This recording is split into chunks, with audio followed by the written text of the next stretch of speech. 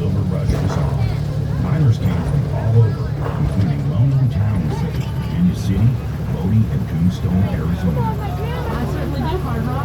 I had silver fever too. On the right is one of the original ore cars we miners used. These out of the mine, stockpile our ore until we had a trainload full. Then it was shipped to a processing mill on similar to the one you're riding on now. That particular train was called the Waterloo Mine Company Railroad, and a spur was run off of it that went right up Calico's Wall Street Canyon. The closer a railroad could be run to the mines, the better. This large area to the left of the train is where some of the miners live. There is still one surviving wall out there. It's out. Beyond the mountain to the northeast was East Calico, where among others the big was. There was a little community out there with a store and a saloon. The Stacy brothers carried mail the mile and a half between Bismarck and Calico, even training their dog Dorsey to do it for them. I remember that. They strapped the saddlebag right on his back so he could carry the mail and packages. As we pause here, take a look at the top of King Mountain, where your engineer is now pointing. Look at the last letter in Calico and run your eyes down about 300 feet and a little to the right, and you should see a mine entrance in the side of the mountain. This is a tunnel to the Silver King Mine, one of the richest and largest mines in the Calico Mining District. It produced about $10 million in silver in about 11 years. There were about 30 miles of tunnels on 14 different levels inside that mountain, several different mines. However, the only mine that is open daily for guests to safely go into themselves is the Maggie Mine. Just below the Silver King, there appears to be just an ordinary pile of rocks. Actually, that is remnants of the Silver King Mine itself. Not long ago, that pile of rocks was assayed to contain a few million in silver. But before you jump out of the train and climb the hill to fill your pockets, I should tell you that it would take millions more just to process that silver. So that would put you in the hole. Well, back to playing the lottery. Now, as we get moving, look out to the left. It wasn't too far from there that a man got himself shot trying to jump my mining claim. I've already warned that Mr. Tobler about trespassing on my Bulgari mine, and he ignored me and showed up again. This time he got grazed by a few bullets I set in his way from my little pistol. He called the law and had me arrested before I could unload my whole gun on him. The jury did not find me guilty, as I was just protecting my property.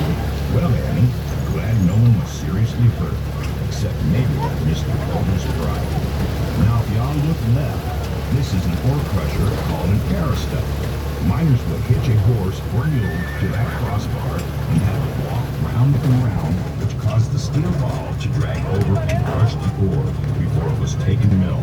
Of course, by the 1880s, this method was kind of old-fashioned, but it was still a respectable way of making sure every bit of silver is scraped out. We did work hard to get all that silver to one of my favorite views from Calico. Down there is the Silver Valley, as we called it. Past that old dry lake is the sandy bed of the Mojave River. In those early years, drinking water for Calico had to be brought over from the river, which ran above ground at the time, and sold for about 5 to 20 cents a gallon. That water supply also gave birth to our neighboring town of Cabot, when the railroad was built right through there. See, just like the smaller narrow gauge locomotives, the big trains of those days ran off of steam from the water-filled boilers. Another one of our neighboring towns was Borey. It may no longer be visible, but when the boom ended here, some miners got jobs over there for the Pacific Coast Borax Company. The Borey and Daggett Railroad was being built right up into Mule Canyon, making for a more efficient operation for the company. It became the last place in California where the famous 20 mule teams were ever used. Now, if you all look over at Main Street, you can see the same view we did as we ventured into town for supplies and relaxation. There are actually 5 buildings on Main Street that have been standing since the 1880s, when it was a bustling place.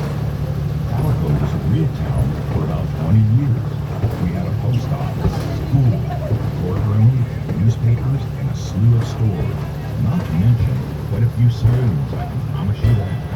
Luckily, we even had doctors, lawyers, and the justice of the peace. My favorite place was the town hall, where we had dances and all kinds of entertainment. Those were dandy, huh? Now as we get closer to the train depot, take a look down into the gully to the left of the train. These ruins are from the Chinatown, where almost 40 Chinese lived and worked in Calico during the boom years. And we did laundry for the miners and operated a couple of restaurants. Well, folks, we hope you had fun and maybe even learned a few things on our tour today. Please remain seated until the train comes to a complete stop. Be sure to grab all your gear, like purses, hats, glasses, and those little miners too. Please come back and join us again. We love laughing. Yes, we do. Don't forget to mosey over to the Maggie Mine. I hear there's a great